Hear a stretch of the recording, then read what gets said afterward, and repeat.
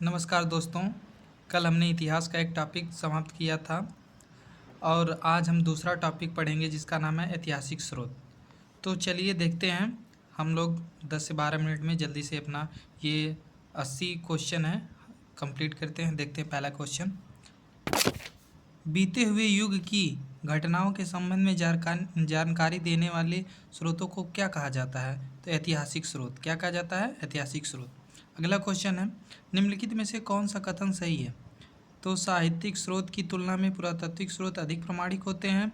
पुरातात्विक स्रोत की तुलना में साहित्यिक स्रोत अधिक प्रमाणित होते हैं। साहित्यिक स्रोत एवं पुरातात्विक स्रोत दोनों एक समान प्रमाणित होते हैं। साहित्यिक स्रोत की तुलना में पुरातात्विक स्रोत से नहीं की जा सकती। तो इसका सही विकल्प हो जाएगा साहित्यिक स्रोत जो होते हैं वह पुरातात्विक स्रोत से अधिक प्रमाणिक होते हैं। इसका ऑप्शन ए सही हो जाएगा। अगला क्वेश्चन है, किस वेद में प्राचीन वैदिक युग की सांस्कृतिक के बारे में सूचना दी गई है? तो इसका हो जाएगा ऋग्वेद। अगला क्वेश्चन, निम्नलिखित में से कौन सा ग्रंथ श्रुति ग्रंथ का अंग नहीं माना जाता है? तो संहिता भी है, ब्राह्मण ग्रंथ भी है, उपनिषद भी है, लेकिन पुराण नहीं माना जाता है। अगला, निम्नलिखित में से कौन सा ग्रंथ यह दावा करता है जो उस ग्रंथ में है वह विश्व में है और जो उस ग्रंथ में नहीं है वह विश्व में अलभ्य है? तो यह महाभारत में बताया गया है। त्रिपिटक धर्म ग्रंथ है। यह बौद्धों का एक पवित्र ग्रंथ है। जातक किसका ग्रंथ है? जातक भी बौद्धों से है। इसमें महात्मा बुद्ध के जन्म की घटनाएं बताई गई हैं, कहानियां हैं। मिलिंद पन्हो राजा मिलिंद और किस बौद्ध भिक्षु के मध्य संवाद हुआ था? तो नागसेन के बीच में हुआ था। अगला, निम्नलिखित में से किसकी तुलना मैकियावेली के प्रिंस से की जा सकती है? तो ये कौटिल्य का अर्थशास्त्र जो है वह मैकियावेली से तुलना की जाती है। अगला, कौटिल्य के अर्थशास्त्र में किस पहलू पर प्रकाश डाला गया है? तो कौटिल्य का अर्थशास्त्र राजनीति के बारे में बताता है। कलहड़ की पुस्तक का नाम क्या है? कलहड़ की पुस्तक का नाम राजतरंगिणी है। अष्टाध्यायी किसके द्वारा लिखी गई है? तो पाणिनि के द्वारा। महाभाष्य के रचनाकार कौन है? तो पतंजलि है। कालिदास द्वारा रचित मालविकाग्निमित्रम नाटक का नायक कौन है? तो पुष्यमित्र शुंग जी हैं। ठीक। हर्षचरित किसके द्वारा लिखी गई थी? तो ये बाणभट्ट के द्वारा। विक्रमाचरित के रचनाकार कौन है? तो ये बिल्हड़ है। चंद्रबरदाई द्वारा रचित ग्रंथ का नाम क्या है? पृथ्वीराज रासो। अगला क्वेश्चन हमारा है, निम्नलिखित में से कौन सिकंदर के साथ भारत आने वाला इतिहासकार नहीं था? तो निर्याकस भी था, एनासीक्रिटस भी था, एरिस्टोबुलस भी था और हेरोडोटस नहीं था। हेरोडोटस को तो इतिहास का पिता कहा जाता है। निम्नलिखित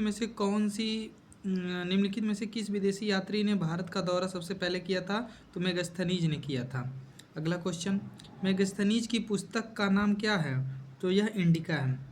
जियोग्राफिका की रचना किसने की थी? स्ट्रैबो ने की थी। प्लिनी की पुस्तक का नाम क्या है? नेचुरल हिस्टोरिया है। अगला क्वेश्चन है, पेरिप्लस ऑफ एरिथ्रियन सी की रचना किसने की थी? तो इसका जो लेखक है वह ज्ञात नहीं हो पाया था। अज्ञात नाम का यूनानी लेखक है, अज्ञातनामा यूनानी लेखक ने। ठीक। अगला, फाहियान कहाँ का निवासी था? तो ये चीन के थे। फाहियान किसके शासनकाल में भारत आया था? तो ये चंद्रगुप्त द्वितीय के शासनकाल में आया था। हर्षवर्धन के समय कौन सा चीनी यात्री भारत आया था? तो ये वेनसुआंग हो जाएगा।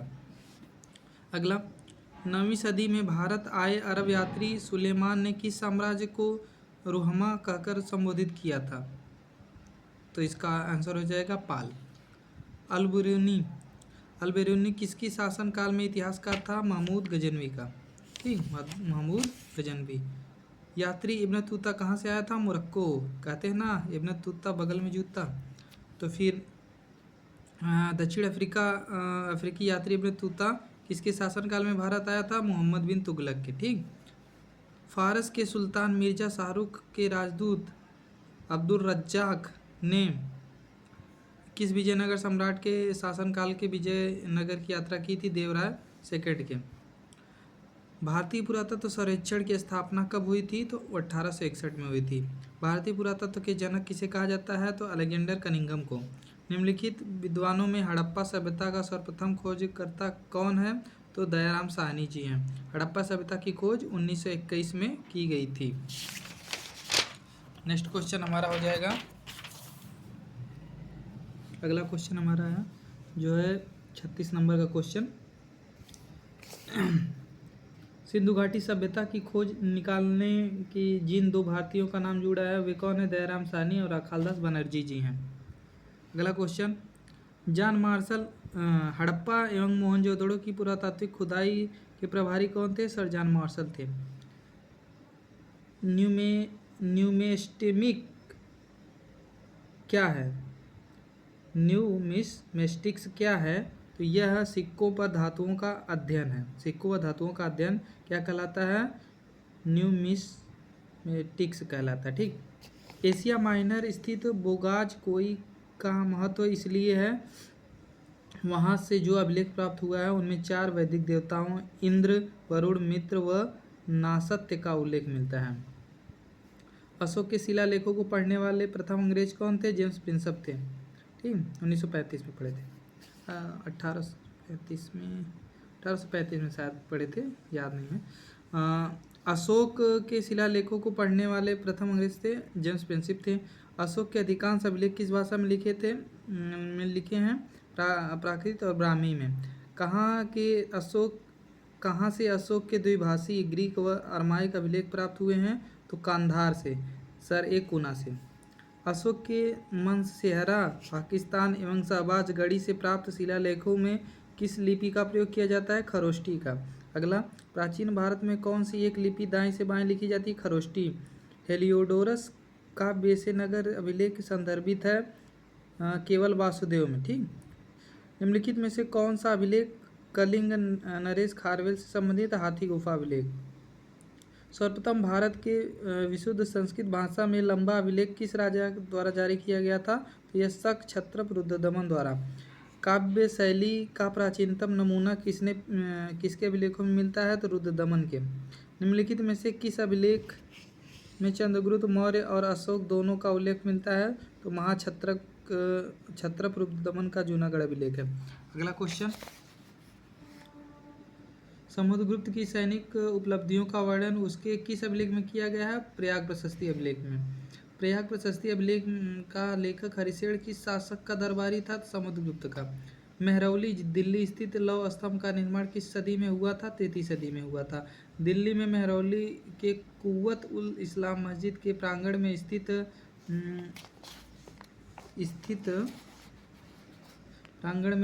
प्रसिद्ध लौह स्तंभ किसकी स्मृति है? चंद्र की। सती प्रथा का पहला पुरातात्विक उल्लेख कहाँ मिलता है? एरड़ अभिलेख में। एरड़ अभिलेख का संबंध किस शासक से है? भानुगुप्त जी से है। ऐहोल प्रशस्ति का रचयिता रविकीर्ति किस चालुक्य शासक का दरबारी कवि था? तो यह पुलकेशिन द्वितीय का था। हर्ष एवं पुलकेशिन सेकंड के मध्य हुए संघर्ष की जानकारी कहाँ मिलती है? ऐहोल अभिलेख में।